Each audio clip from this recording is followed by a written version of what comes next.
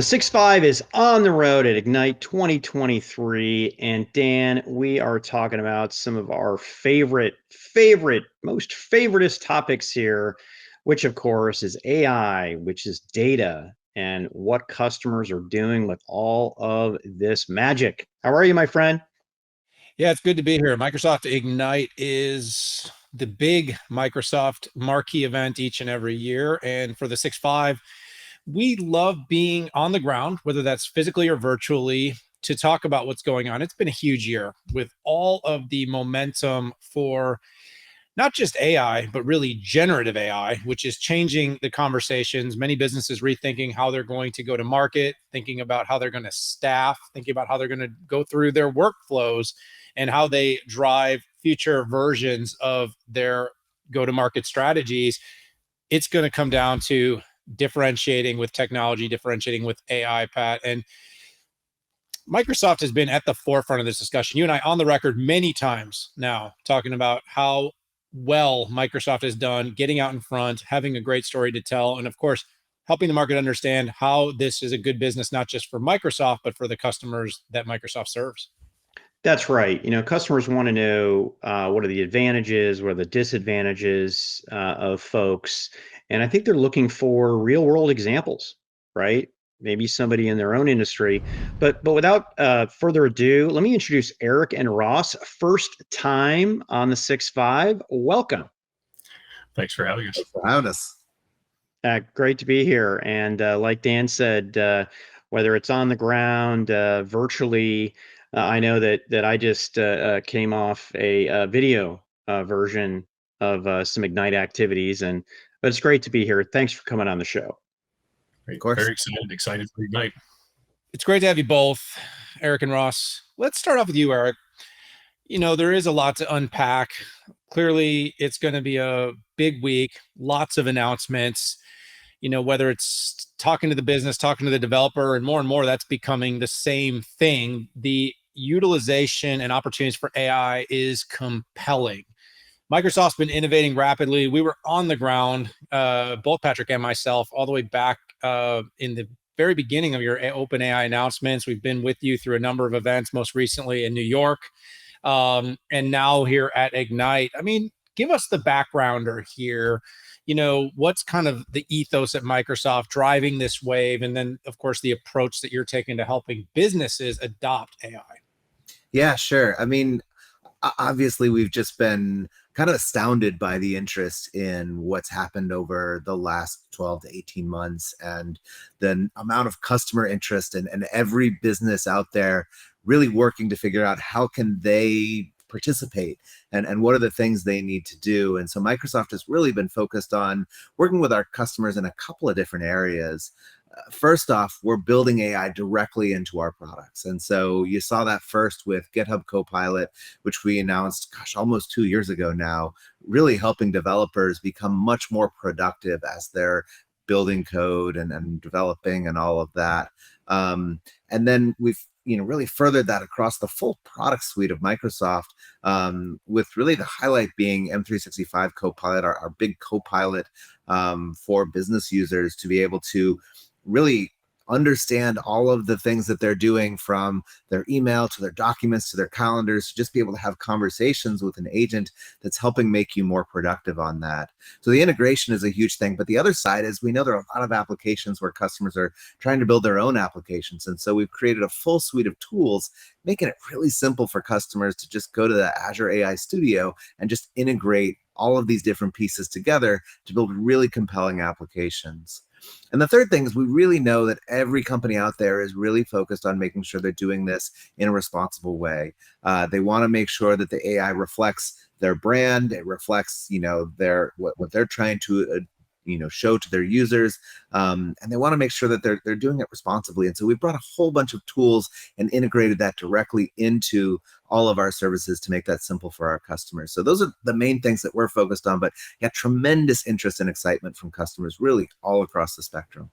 Yeah, it's great points, Eric. Actually, and just to echo that, the interesting thing is normally when you see a technology curve, whether it's Web3 or blockchain, there's always early and late adopters. We're not really seeing that with generative AI. We're seeing across the entire spectrum companies that are at all different stages of their own growth and their AI journey that are adopting Azure on OpenAI, from NBA to Volkswagen to Providence Healthcare, to those that are truly born in the cloud, companies like Alta ML, Commerce AI, Zomato, and Make My Trip. It's an exciting time to be in technology. It is exciting, and it's funny, even though we know all the dates and how far AI goes back and the algorithms developed in the 1960s. Yeah. But it's funny, the common person test was, hey, when did generative AI really take off? And it really had a lot to do with your relationship with OpenAI and that first event that Dan and I attended at your headquarters, and that was about what you're doing with OpenAI, how you were approaching it, both on the consumer and the enterprise side. And I get a lot of questions on how does Microsoft work with OpenAI additive to bring some of these latest innovations to Azure AI. And Yeah. maybe Eric, you can kick that off. Yeah, happy to. So, I mean, we've obviously had a long partnership with OpenAI. I mean, long in AI terms, decades in AI terms, but the speed of this space. Um, really tight relationship working with them to figure out where do we see this space going and how do we help get there together. And so, of course, OpenAI runs all of their systems on Azure. And, we partnered very closely with them to make sure we understood what is it really going to take to build these cutting edge models, and how are we going to bring them to customers.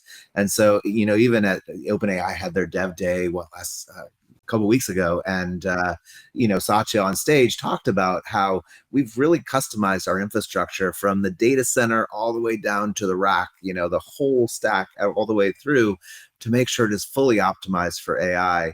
And that's led to just some really amazing progress in terms of how everything can work together. And then now we're starting to see that show up in all of these announcements and models and things. And so, at their dev day, they talked about a bunch of new models, including GPT-4 Turbo and all the advances that's going to bring. And so it's really that partnership of making sure we're working closely together on where do we want the models to go, where do we think the technology is going, and how do we have the hardware and systems and infrastructure really to make all of that possible. That all combines to really create this magic that we're seeing in the industry right now. Yeah, it is amazing, the symbiotic relationships and what you're able to crank out. And quite frankly, a lot of people forget that uh, OpenAI runs on Azure, and I know that means a lot to me because there's a lot of different infrastructure that you can run on with different capabilities, and the fact that it's running on Azure, I always thought was impressive.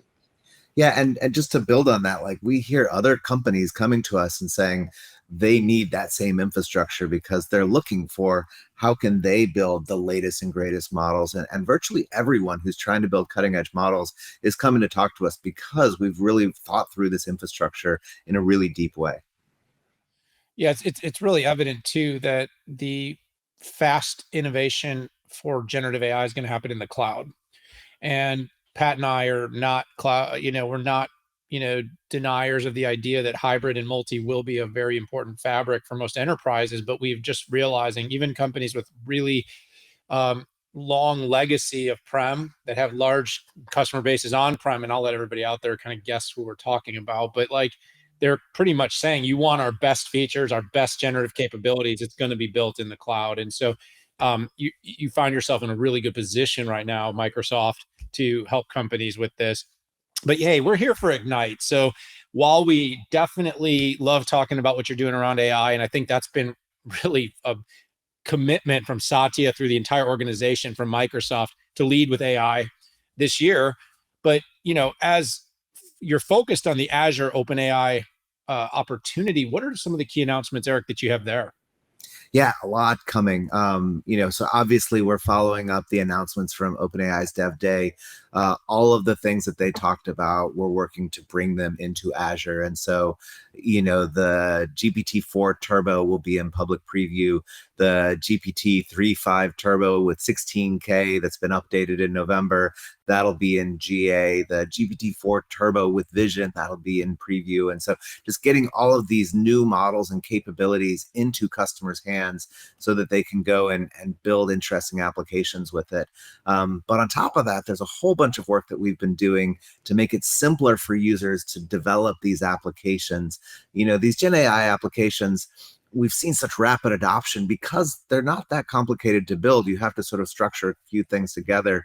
But even those few things can be made simpler, and people get sort of a little overwhelmed with terms like, oh, I need a vector database or a vector index, and I got to put all of that together. And so the Azure AI Studio is the unified studio that brings all of the pieces together, from your data and how you manage that, and pulling data in from Fabric to integrating that into the latest models, to orchestrating it, and really giving you the full lifecycle management that you need to develop those applications. And I talked about vector search. So Azure AI Search brings the latest of vector search combined with sort of the traditional relevance and ranking techniques that we've been evolving for years in Bing into a single search place. And the combined results are actually much more powerful than either using traditional search mechanisms or vector search alone. You combine both of them and have a semantic ranker on top that really brings you highly relevant and customized experiences from that. And then as users are developing these applications, they often need to sort of manage this full life cycle of, the model starts and now I need to, refine the prompt or think about different ways that I want to test it out and make sure that it's working. And so Prompt Flow is a tool that we're bringing to make it really simple for users to manage that full application stack. So a whole bunch of things that we're doing to try and make it easy for developers to develop these applications. On top of that, we announced the customer copyright commitment. And this is now going to include the Azure OpenAI service, so customers can know that if they're using our service, that they're going to be protected against the model saying things that could get them in trouble. We're also bringing a number of models as a service onto our platform, making it just really easy for customers to consume. So just a whole lot of things happening really across the full spectrum, with the key focus being how do we get the latest and greatest technology in our developers' hands, and how do we make it really simple for them to create compelling applications that are going to deliver value to their enterprises. Yeah, it's an incredibly exciting time here at Ignite. And as Eric said, we're really seeing businesses adopt generative AI, not just for those customer-facing applications, but also to boost productivity of their teams. A couple of great examples include Siemens and Perplexity AI.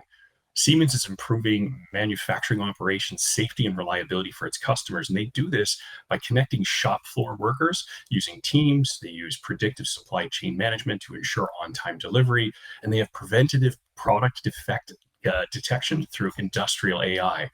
Perplexity AI, on the other side, very exciting startup focused on conversational search. They were able to speed time to market in their AI engine using copilots. So it's an amazing time to be here. Yeah, I do love hearing about real world customers and real world case studies, and I'm sure we're going to hear a lot more of those at Ignite. So, Ross, I want to talk to you about what's in fact it's that this name or descriptors in your title about digital natives. Typically, the first movers, right? It could be startups, they could be born in the cloud versus, let's say, a brownfield company that's 150 years old, which is all interesting as well. Can you talk about kind of that tip of the spear and how they're innovating with AI? Yeah, it's a great question. Just like that Perplexity company that I mentioned earlier, we have thousands of these startups and even at scale born in the cloud companies across the globe using Azure OpenAI and related services.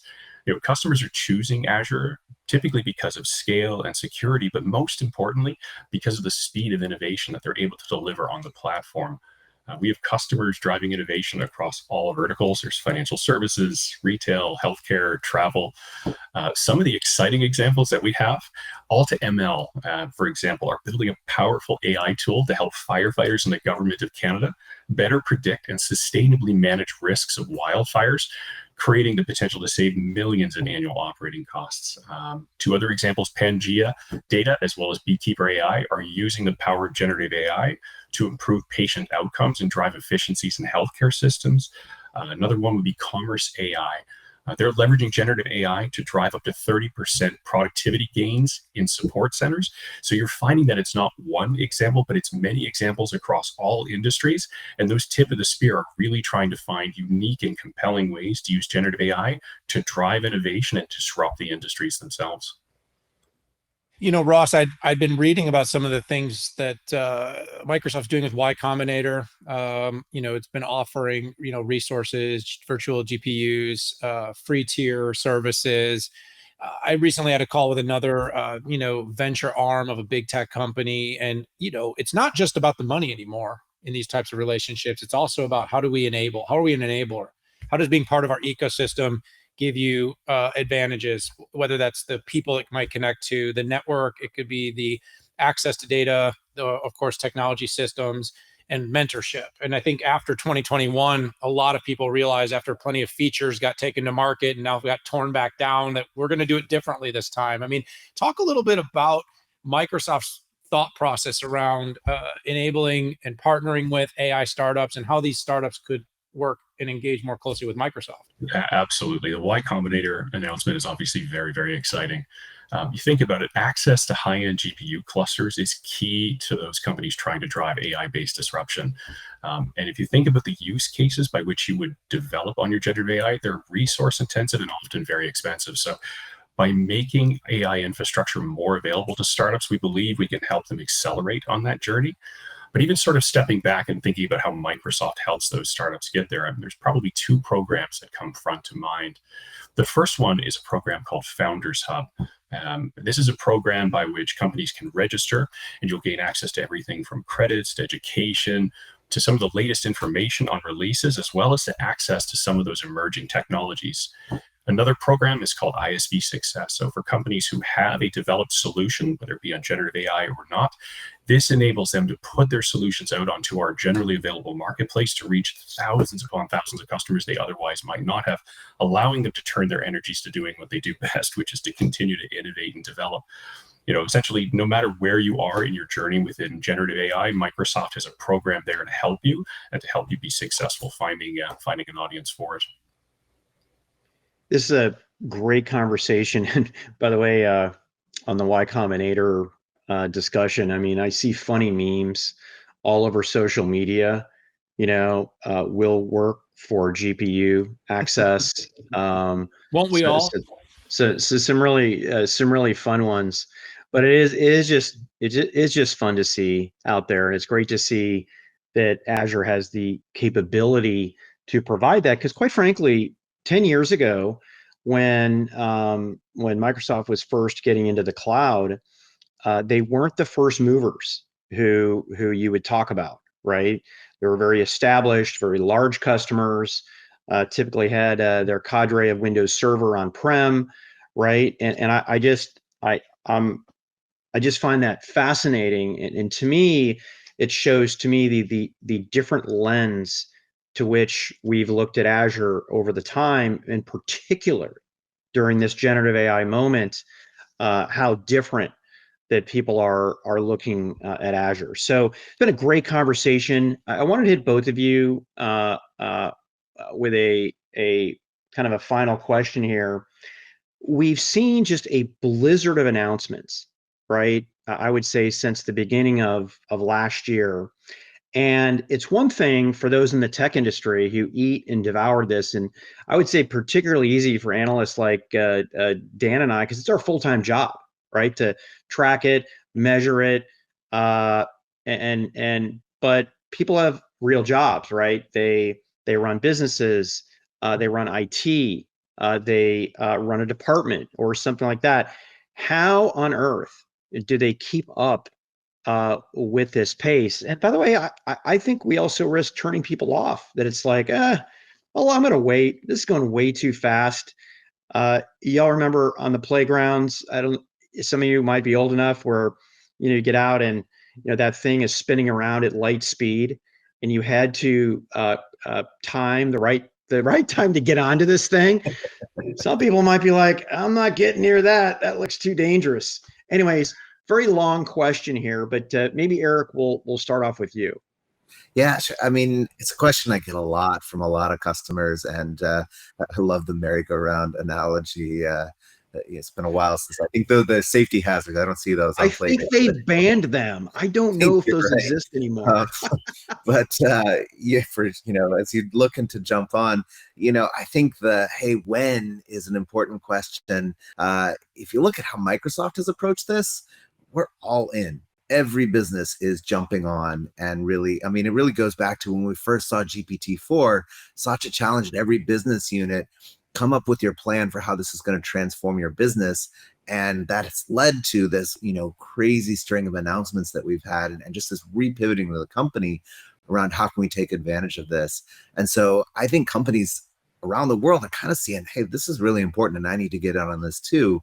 So how do you keep up? How do you learn? I think the key thing is to get on the merry-go-round. And so figure out like what's the first application, and start small. Start with something that you can try out and learn from, and just really learn by doing, and because that's what everybody's doing in this space.